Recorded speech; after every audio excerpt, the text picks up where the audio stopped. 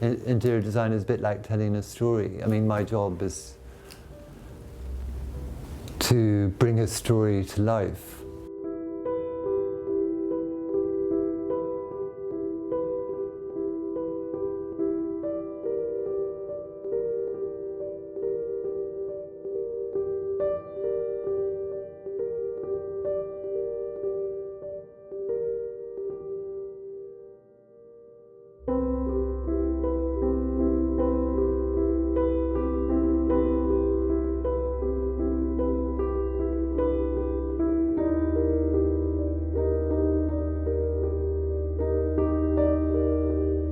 My mother used to sort of deal in antiques, and my grandmother was an artist.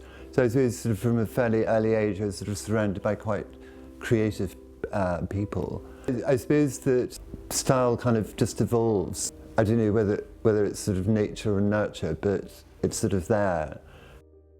I still have a very strong memory of being at school, and my mother sort of turned up in this completely see-through mini dress, wearing sort of black knickers and a black bra, and I was just sort of, at the time I was completely traumatised by it. But now, you know, sort of looking back on it, I think, you know, wow, you know, I had a really cool mum. I look at everything from my own perspective, but my work's often described as very eclectic, classic but with a contemporary twist. People often think it's sort of got a kind of undercurrent of sexuality.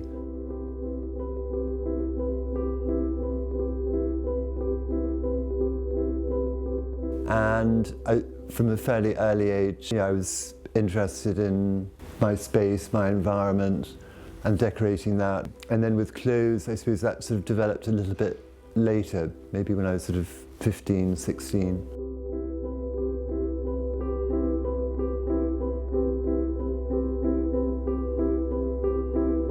I suppose my sort of introduction to interior design as a profession came about really because I had a flat in Islington which I'd sort of done up and decorated. Someone got in contact about taking some pictures of it and sent them off to the World of Interiors, and they got back in touch a few days later to say that they loved the flat and wanted to commission a shoot.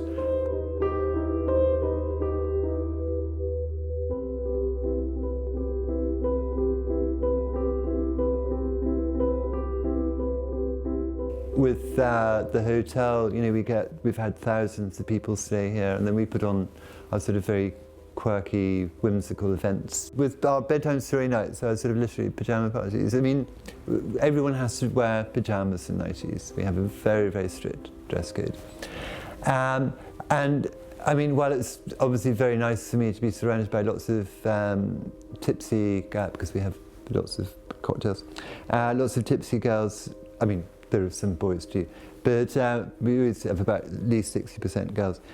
Tipsy girls that are wearing next to nothing, you know, kind of, you know, and paying for the privilege of my company as well.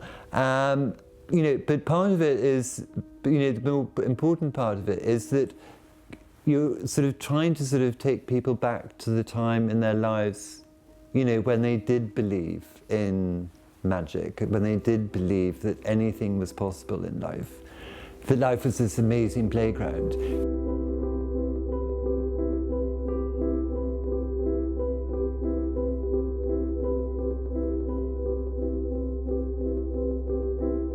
I love this room. This is a room, it's really more of an evening room than a sort of daytime room, but it's just a fantastically lovely space to spend time in at night. It's very dark, it's got a kind of naughty, opium den-esque quality to it, and it just sort of envelops you, you kind of disappear into it. So, you know, it feels, it's like we're going back into the womb.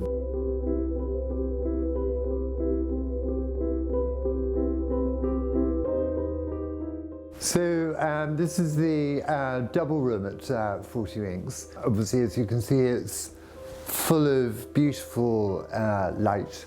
It's a very luminous room, ethereal in quality, and bound to inspire and excite.